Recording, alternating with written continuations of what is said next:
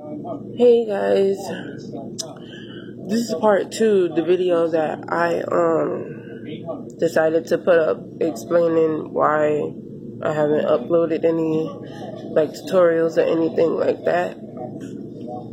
So like I was saying in the first video, hold on, because my TV is kinda, if I could find the remote. Yeah, there we go.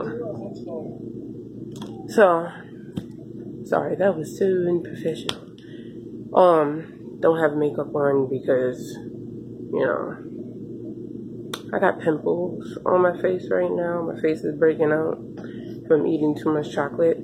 So, there we go. But like I was saying in the first video, nobody deserves to go through what I go through, even though there are other people who go through it and other women that go through it every single day. And I'm just coming on here to share my experience, and to share what I've been going through, because I didn't get to share everything. So, since I can't say, real names or anything, I can't really warn other people. I mean, first of all, it really doesn't matter because he's in jail. That's just one. So, but, I mean, in 5 years, ladies, just be on the lookout. But, second of all, the only reason why I'm not going to say real names is because I'm just going to call him my ex-husband. My ex-husband and his mama are money-hungry bitches. I'm sorry, I was really not trying to curse on this channel, because I kind of do it a lot on my first channel. But, that's the only way I could describe it. Money-hungry. Money hungry. They're money hungry. And I don't know about the rest of the family because I never got to really meet the rest of the family. I got to meet a little bit, but I know his mom and him are money hungry. And then aside from that, they act completely the same. So it was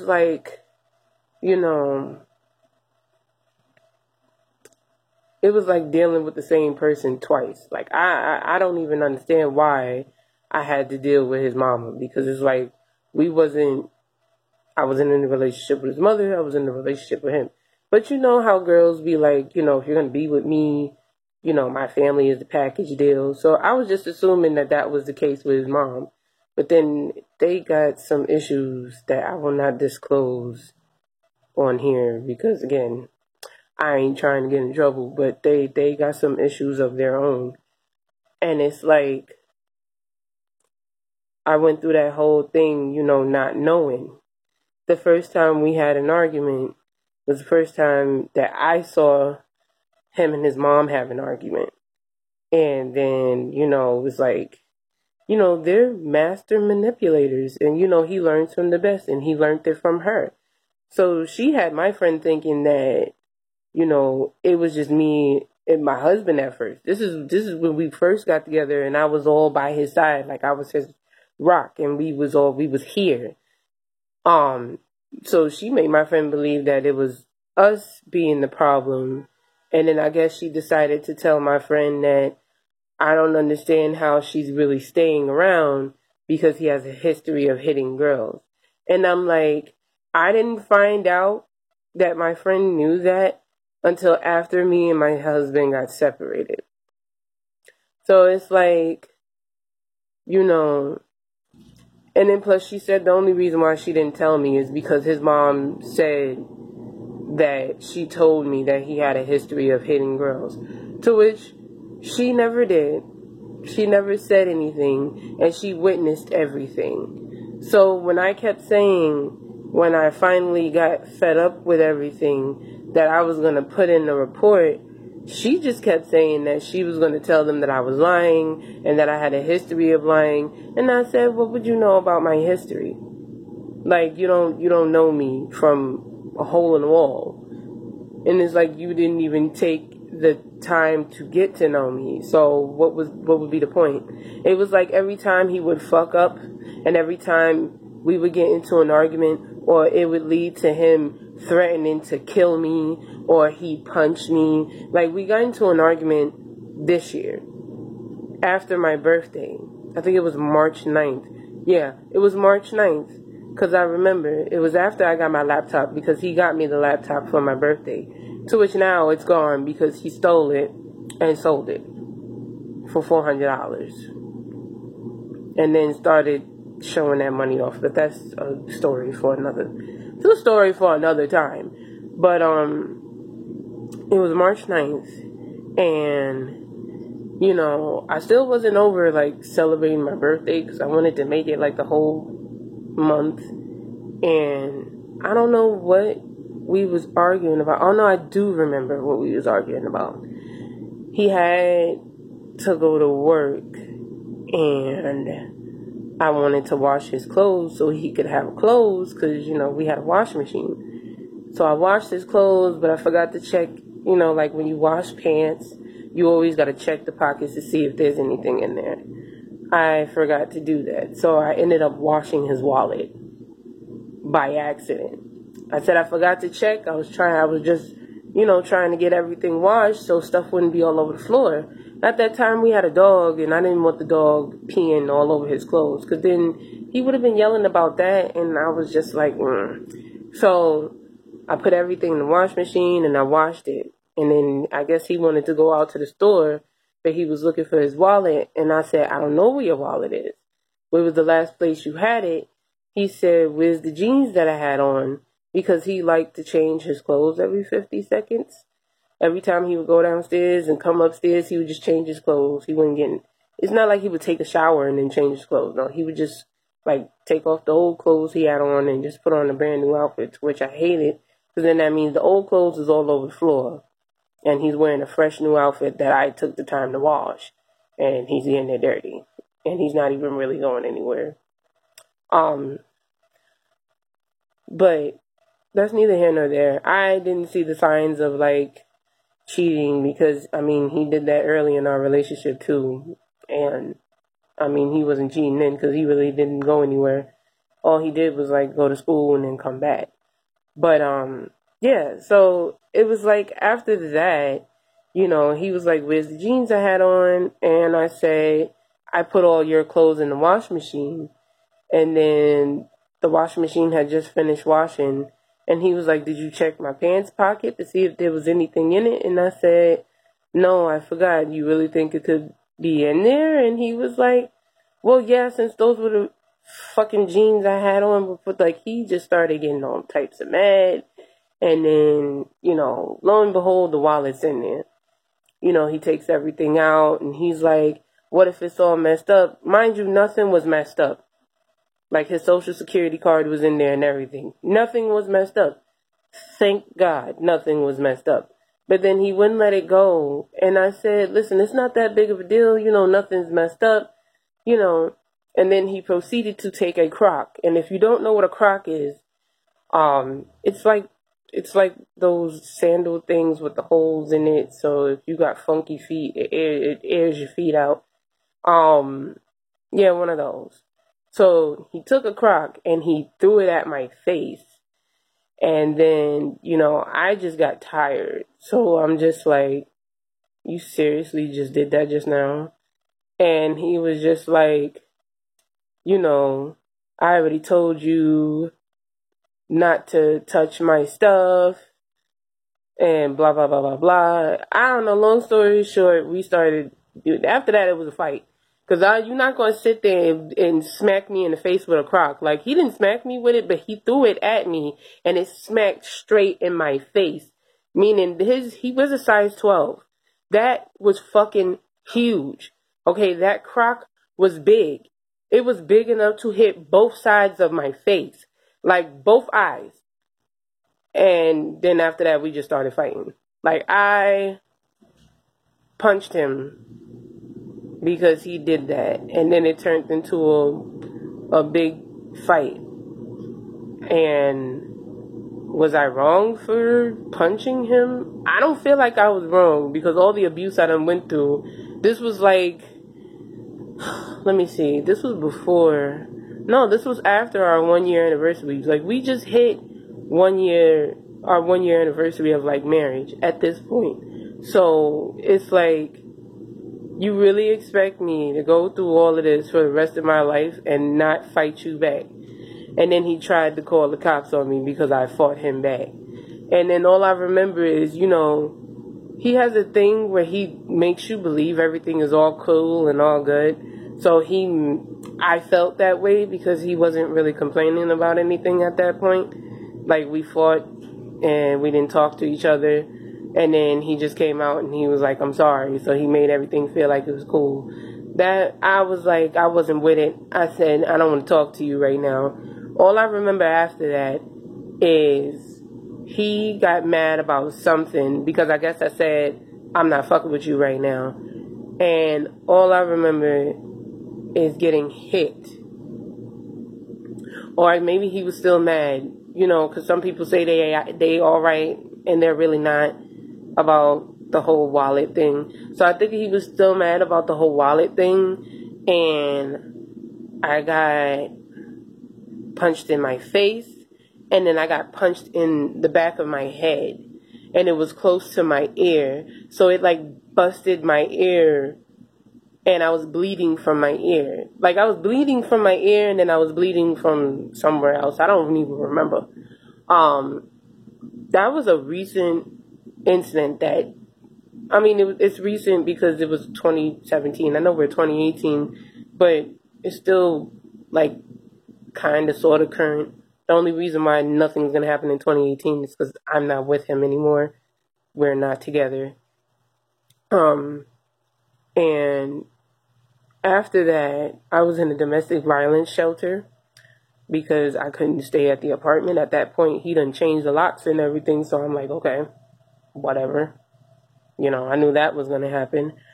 But, you know, he kept my dog in the apartment for some reason. I thought he would have just let the dog out or something, to which I probably would have killed him, because I had a puppy. His name was Trouble. He was a pit bull. He was so cute.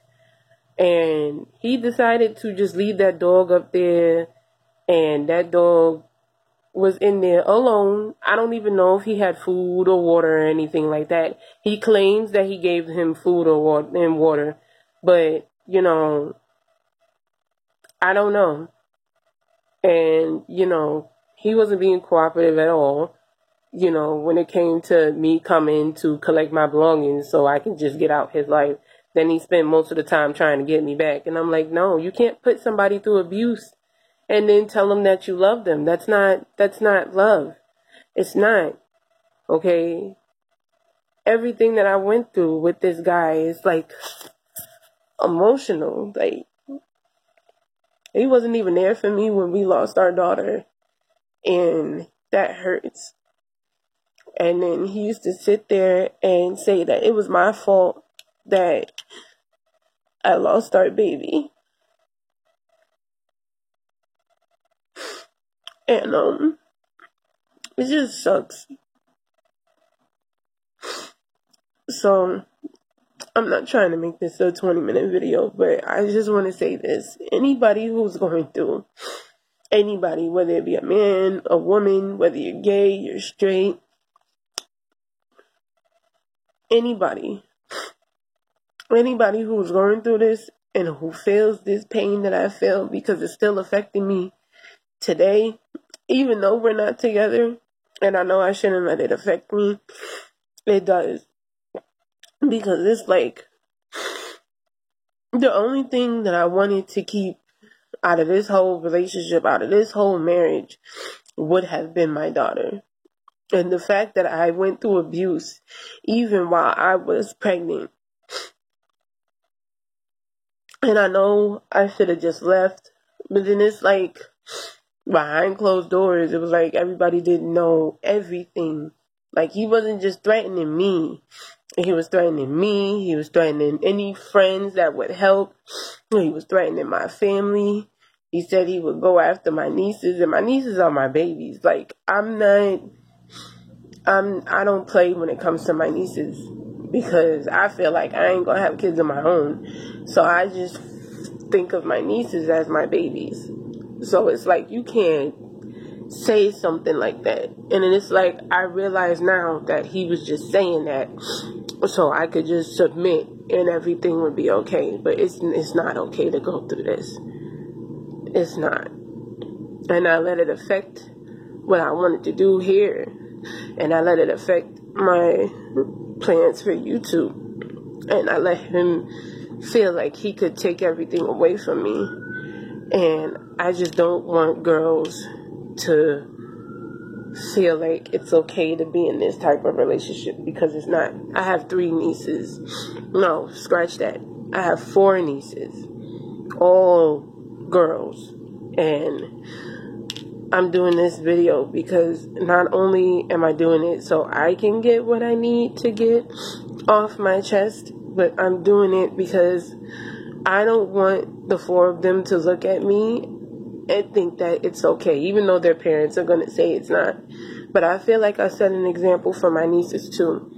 And I want to set an example for pretty much any girl that's my age, or any girl that's young and feel like they want to get with these dumbass boys, and feel like them talking to them like that is okay. It's not okay for your man to call you a bitch. It's not okay for your man to just assume that you're a hoe. It's not okay for your man to go around while you're pregnant and tell other people that he doesn't think that he's the father because you cheated on him. Even though I have never, ever, ever cheated on this man. I've never cheated on him. In the almost 2 years that we were together, because we separated before even our 2nd year anniversary of actually being together. Like, I just realized January 11th is coming up, and that would have been our 2nd year anniversary of being married. I'm just sad. It's just really sad. And I know it sounds like I'm rambling, but everything I'm saying is accurate. You do not want to go through what I went through. It was hell. There was multiple times where I tried to kill myself. I've tried to kill myself with knives. I've tried to stab myself in the stomach while I was pregnant. Because I'm like, if you're going to keep hitting me while I'm pregnant, I'm going to take me and my child out of this equation. I've taken pills. I've taken my pills with alcohol. I've ended up in a hospital because I've taken my pills with alcohol. Like, these things, just, it's not cool. It's not cool. And you do not want to be with somebody that drives you to want to commit suicide. And I was there multiple times. The only reason why I didn't commit suicide is because of my friend. If she wasn't there, then I would be dead right now. And it would either be by him or I would do it myself. Because at that point, it was either going to be I was going to let him do it or I was going to do it to myself. And I don't think anybody should go through that. I don't think anybody should want to sit there and feel like they want to kill themselves. So I guess the moral of this whole video is I am a domestic violence survivor. Even though I went through all this, I'm still here. And I'm going to continue to do what I wanted to do on YouTube. And I will be giving you guys beauty videos. I just wanted to come on here because this is an important situation. And I don't think any young girl deserves to go through what I went through. So if you are in a relationship and your man is acting the same way my ex did, then you need to leave it. I don't care if you've been there for 4 years. I don't care if you've been there for 5 years, 10 years, 15 years. It's not right. You're not being treated like the queen that you need to be treated as. You're not being treated with respect. and you need to hold on to your dignity, because I didn't hold on to mine, and I just got mine back, and I plan on keeping it. So yeah, that's my video. Sorry for getting emotional and crying, and it ended up being 20 minutes anyway. Don't forget to like and subscribe to my channel. And like I said before, this isn't hard for me to talk about anymore, because, you know, I've come to the realization that, you know, I needed to do this for me. So yeah, thank you guys for watching, and I hope you stick around for the videos I have to come, because this is a beauty channel, and I plan on giving you guys beauty videos. It's just this one was really important, and I needed to get this out. So with that being said, I will see you guys in my next one. Bye.